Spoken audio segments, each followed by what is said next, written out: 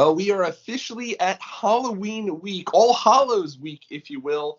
How's it going, everybody? It's your boy Tommy on the spot for Watch Along Wrestling, joined as always by my main man, Steve. And typically, we gather here to discuss all things going on in our lives, wrestling, and then do a rewatch of Tough Enough Season 1, which we just our last episode earlier this week on Monday. So we figured we'd gather here for a little bonus episode and chat all things Halloween in the form of spookiest and scariest wrestlers and storylines in wrestling history. Steve, how are you doing today? I'm pretty good. I felt like I had to rep the orange, pumpkin Halloween themes and everything. So it's not quite a wrestling shirt, but it's probably the closest thing that I have. I tell you, when I first saw the orange, I thought, oh my goodness, Steve is dressed perhaps as a jack-o'-lantern or a pumpkin or something to that extent. He's getting into the spirit of things. And I wasn't in the costume, so I would have felt bad. I am repping the old Texas Rattlesnake, Stone Cold Steve Austin, and I had chosen not only because there's a little skull on it, but because of the fact that when I think about kind of some of the spookiest characters and storylines, I do think of Stone Cold Steve Austin, which we'll get to as we continue along here. But Steve, when it comes to Halloween, what would you say is your, when it comes to those spooky wrestlers, scary stories that are storylines involved in wrestling, what are some of the first ones that come to your mind? So the absolute immediate ones would be, to me, Undertaker and Kane, both coming up at the same time. Obviously Undertaker, one of the best, most famous wrestlers, longest lasting wrestlers of all time.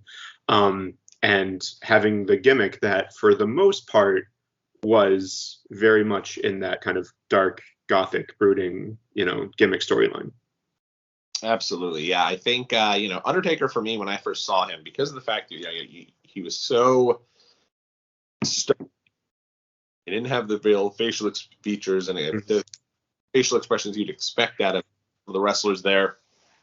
That was always one that jumped to mind pretty much right away. And then when I think back to the scariest characters, the scariest storylines, they all really involve the Undertaker. It dates back to, for me, I think the one that I was afraid of the most growing up as a kid is a wrestler by the name of the Giant Gonzalez, who debuted in 1993 at the 1993 Royal Rumble, showed up, and the reason he was so scary is because he was bigger than the Undertaker, and then later out. Now this Undertaker was a big baby face, and he was my guy, and now here comes this brooding force, and he comes in there and destroys Undertaker, and I was petrified. I mean, this guy, I was so scared that my father had to write, like, on the Royal Rumble tape, Royal Rumble 1993, Yokozuna wins, do not watch, big scary guy debuts. And I didn't watch for a very long time. I was that afraid of the Giant Gonzalez. And then if I think about probably the scariest, you go 1 year later on Undertaker, the scariest thing I ever remember is Undertaker Yokozuna Royal Rumble 1994 in a casket match. Casket. All of the heels destroy him. Like, they all, jump on top of this casket. They're riding the casket to the back. Is this the end of the Undertaker? And then what should happen? But a casket cam shows the Undertaker on this big screen, and he's dead in the casket, but he starts to rise to the head. He, says something in the casket, basically tells them, I will be back, and you will once again rest in peace, and then rises to the heavens. In the arena, you see Undertaker's soul and body start to rise to the heavens. And again, there were two rumbles. I just didn't watch for a very long period of time because that's some spooky stuff. It's like, what is going on here? And that leads into a little bit after that is going to be the Ministry, which is, I think, peak spookiness or creepiness or whatever. Because then you also have you have everything that went along with the Ministry, and on top of that, you also have the Brood.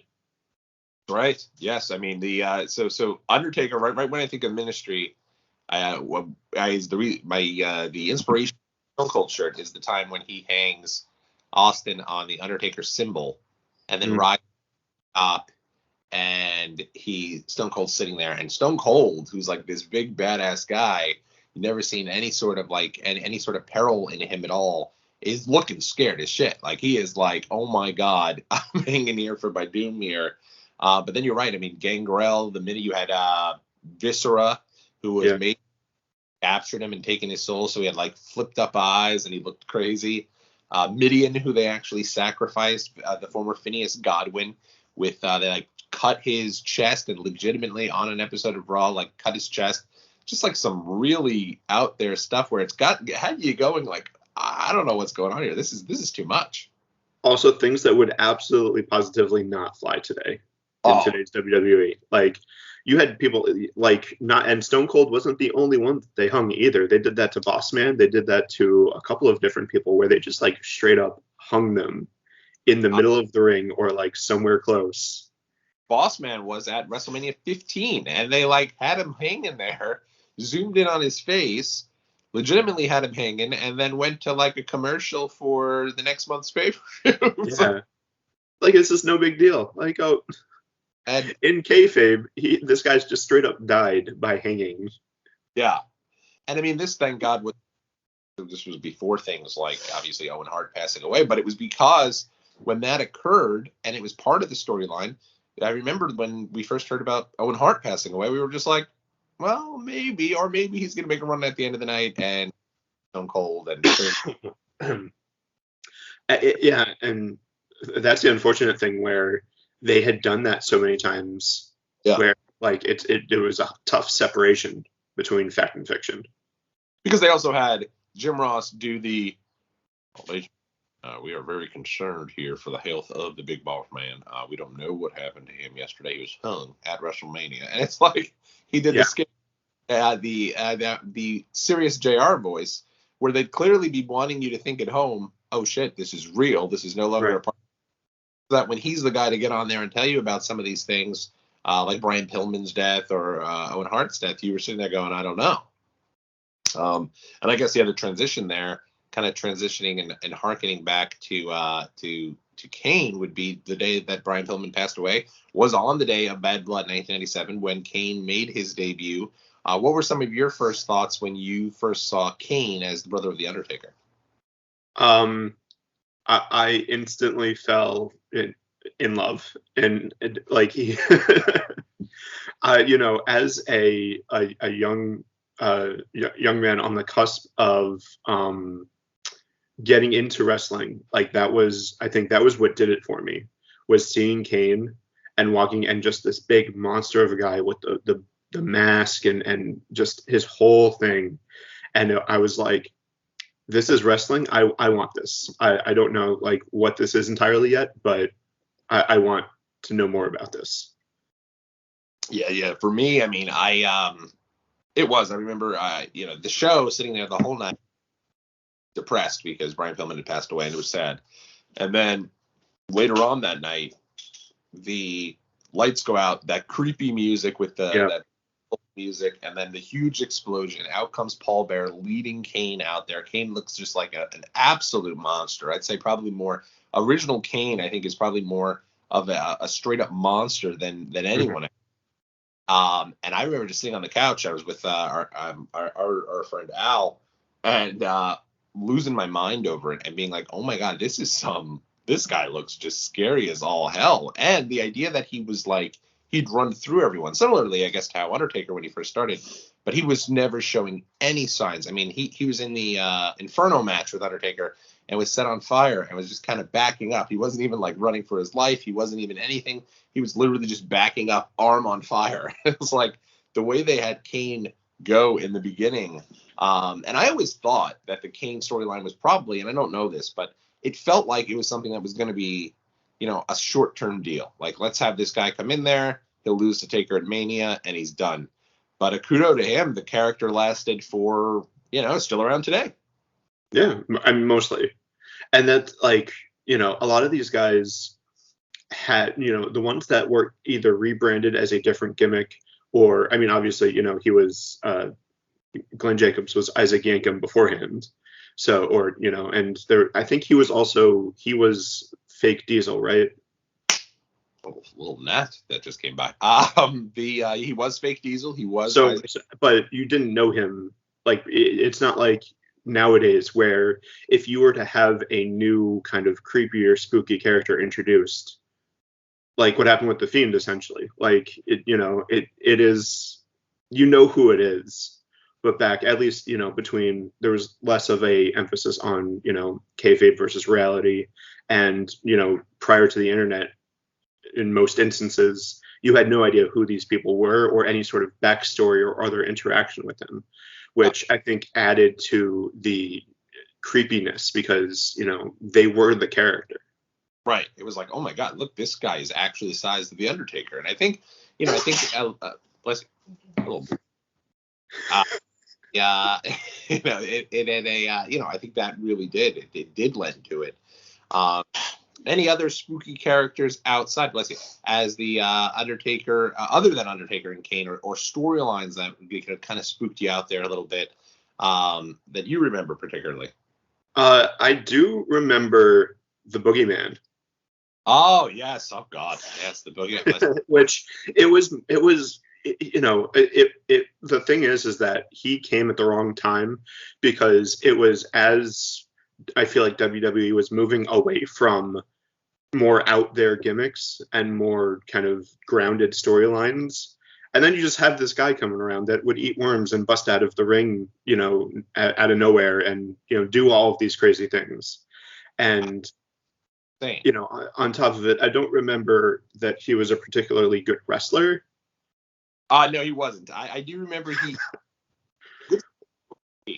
So that's kind of how he got the gig. Because remember, he shows up for Tough Enough. He's too old. Yeah. And then Booker T kind of gets him the gig in WWE. So they had a WrestleMania match, believe it or not, against Booker T and Booker, WrestleMania 22, and it's a nothing match. He hits him with, like, I think his finisher was like the Pearl River Driver or something like that. It wasn't. Yeah. But it was, it really was. It was the character about it. You remember that because of the worms. You remember that because of the backstage vignette with Queen Charmel.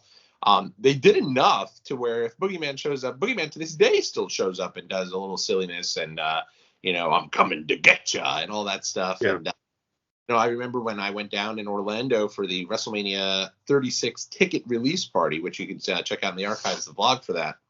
All of the wrestlers were sitting there in their T-shirts out of character, and Boogeyman was standing there, completely get up, not only his face done, but his body done, with the with the clock and everything, the whole thing set up. And even I'm walking over there, and I'm like, I don't know if I want to get too close to the moon. Right. But I give him credit because in this day and age, the guy still tries to, you very rarely, if ever, will see him do interviews. We'll see. That's like an old school vibe that the Boogeyman has that is pretty cool. Yeah, that was definitely, if he had debuted during the 90s, I feel like he probably, because it definitely would have gone a lot better, because his wrestling wouldn't have been as important. And, a lot of things, like, he would have fit in great with the Brood and the Ministry and all that. Absolutely. Or even earlier, if he debuts in the 80s, he's probably wrestling Hogan as an absolute, like, monster villain. You want to run away from him and hide. That's true. Yeah.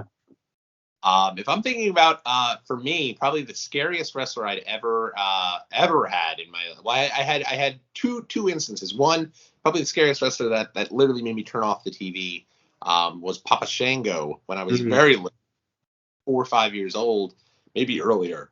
And obviously he'd go on to be everyone's favorite pimp, the God. But Papa Shango, and he like confronted the Ultimate Warrior and made black ooze trickle out of the Ultimate Warrior's head. I was like, oh God, no, this was not for me. I was petrified. And even now, when I hear that the Godfather's doing a signing as Papa Shango, I'm always like, I don't know, like it's a little crazy. And it's a kudo to him. I mean, obviously the roaring WWE where everyone has to be a character of some sort. Yeah. He's two opposite sides of the spectrum there with Papa Shango and then the Godfather, that for years I did not believe they were the same human being. And yet probably could have kept the cane the same. They could have what? Kept the cane.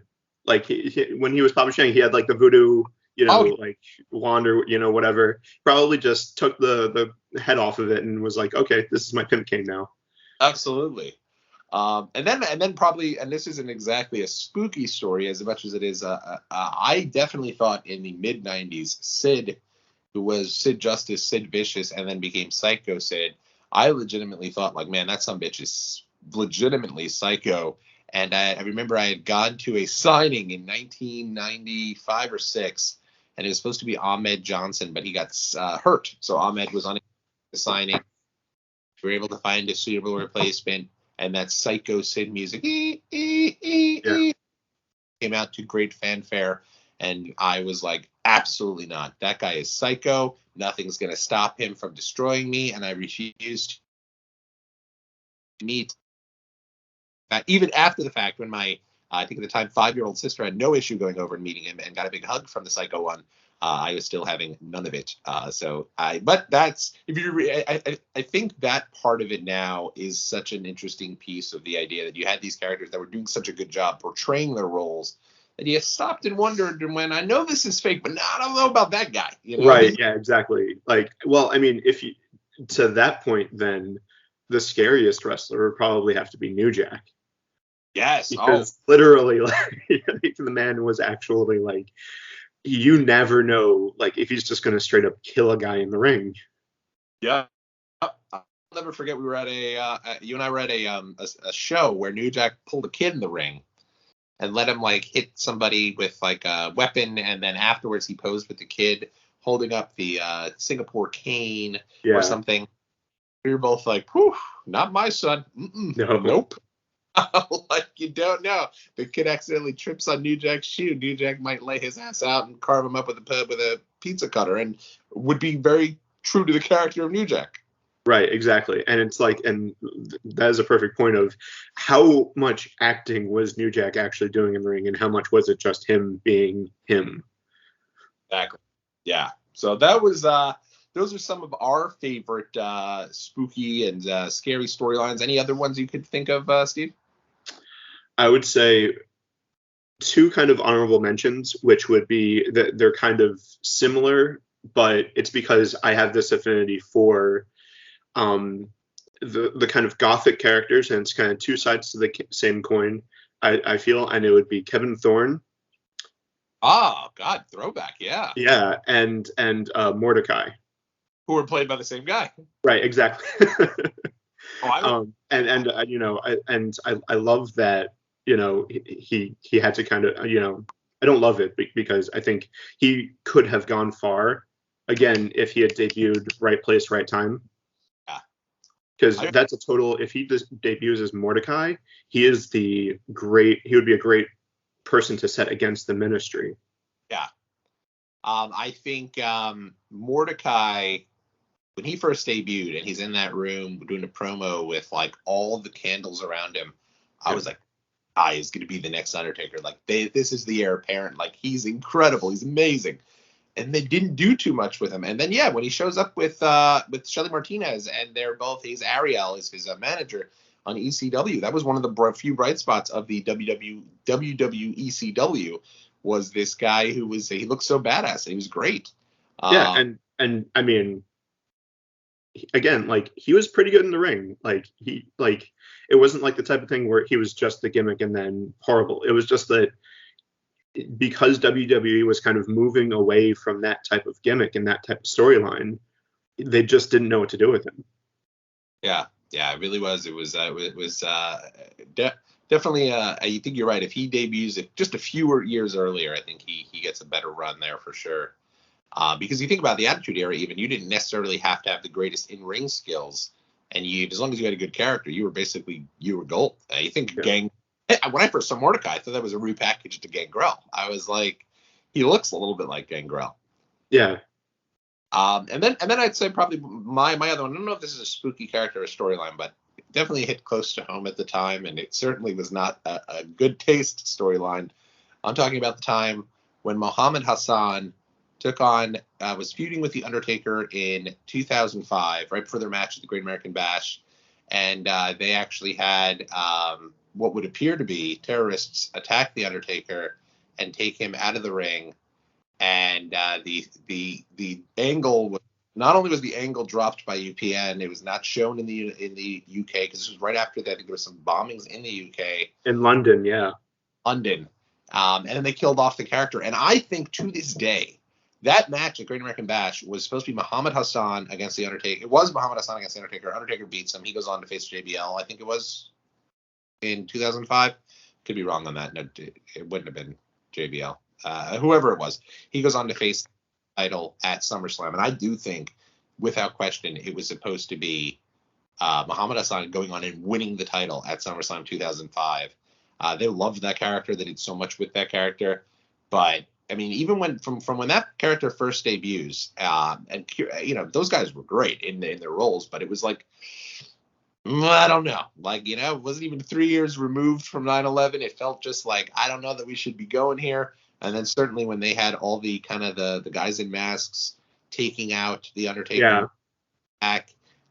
It was too much, man. It was just, it was definitely a little uneasy, and like, I don't need this in wrestling and, anything else. Too much. Yeah. And that, I think it was one thing when it was like the Un-Americans and La Resistance and that kind of thing. Those are characters that obviously they would create natural heat. But yeah, that is a little bit, it's very bad taste. I would say almost in worse taste than like the Katie Vick storyline and, that kind of thing, which is a whole nother thing that we could talk about that was creepy and, and all that. But yeah, I think the difference being when Katie Vick was kind of like, oh, this is stupid. Yeah. You have Triple H going into a wake and legitimate wake, like a legitimate place for wakes, to the idea that they had a divider in the room and a legit wake going on over here, and then here's Triple H banging a corpse of Katie Vick over here and with a Kane mask on. So I mean, that was stupid and silly, and you definitely, I try to just kind of decompartmentalize that entire piece of it. But with the storyline with Undertaker and Muhammad Hassan, it was like, I don't ever want to see this again. Like, this is too much. As you don't want it a part of wrestling. It's different from Test, as you said, different from Test, Christian, and who is Lance Storm holding up the American flag and saying America sucks, or Love singing the national anthem. This was just like some real, like, what are we doing here, guys? This is no place. Yeah, so. But in any event, those are some of our favorite spooky or scary characters in the history of wrestling that come to our mind. Let us know what some of your favorites are in the comment section below. And we will shout you out here on the next time that we reconvene. But Steve, any other Halloween spookiness that you'd like to touch on here? No, I don't think so. I think we covered most of it. I'm sure I'll think of something the minute we stop recording. But I mean, there was always, of course, because we can't end with the Muhammad Hassan terrorists. No. I will say that one of the spookier ones where I was like, oh my God, was the time that SmackDown faded to black, and we all thought that poor Val Venus had his pee-pee choppy-choppied. Hey, choppy, and went to black, and you were left to wonder if Val's actually got, because the way that it was all set up, he had the whole hands up, you saw his bare ass, you saw Yamaguchi-san come down with the chopper, and they went to black. And I thought, oh man, my man was just impaled at the end of him. I don't even remember that at all. Well, so it was right around the time where John Wayne Bobbitt in real life had his he's a guy who was cheating on his wife, and she found out and legitimately chopped off his pee-pee. Oh, I remember that, because so that happened in my hometown of Manassas, Virginia. Did it really? Yes, it did. Yeah, it was a big deal. So that's probably why I don't remember the Val Venus thing. Well, so that happens, and it's like found in a dog's mouth or some insanity. Yeah, it was or like on the side of a road or like something crazy. So then the follow-up, the whole reason for the whole thing was because WWE had gotten John Wayne Bobbitt to agree to come in and do a storyline with Val. And so the Monday Night Raw, Val comes out, and he's got ice. He's icing his area down there, and he's got John Wayne Bobbitt with him. And he comes out basically to reveal that John Wayne Bobbitt had somehow showed up, I think it was, and cut the lights. And thank God Val had experienced a little bit of shrinkage, which saved the big Val Boski. So only in the Attitude Era of WWE would that be. But SmackDown legitimately went off the air with, you heard a big chop, you saw the lights go out, and you were left to think that Val Venus had his PP choppy, and that was the end of that. So, oh boy, crazy stuff. But yes, so spooky on a whole different. And there's those kinds of, when you go through all the different kind of horror movies, there's like the monster slasher type of movies, and then there's the ones that are more of a psychological thriller, and that's more psychological thriller. Absolutely, it's like Saw. I can't think of a better way to end our scariest wrestlers and storyline than with that. So yes, let us know what favorites are. Bless you, Steve.